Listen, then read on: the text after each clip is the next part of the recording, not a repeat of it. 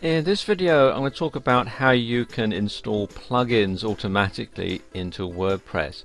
Plugins are small PHP files which you can use to help make WordPress work more efficiently. To install a plugin automatically, come over here to where it says Plugins. It opens up this window and you can see which plugins you already have installed in your WordPress blog. If you want to add a new plugin, click here where it says Add New,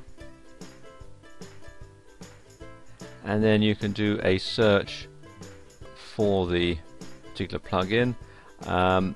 There's one I want to install which is the all-in-one SEO pack, so I'll type here all-in-one SEO pack, and then click on this button here that says search plugins, or you can also select from the links here at the bottom. Okay, click on search plugins,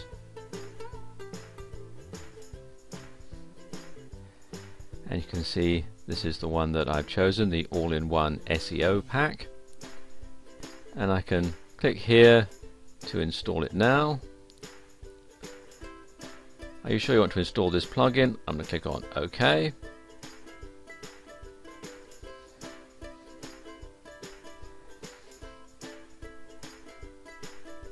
And there we go, it says successfully installed the all-in-one SEO pack. And this is how long it's taken. I haven't edited this, it's been done in real time. So click on here to activate the plugin. And there you go, it says all-in-one SEO must be configured, so we can go to the admin page.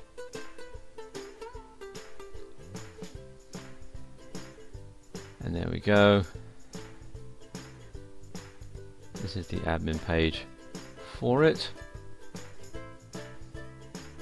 Plugin status enabled.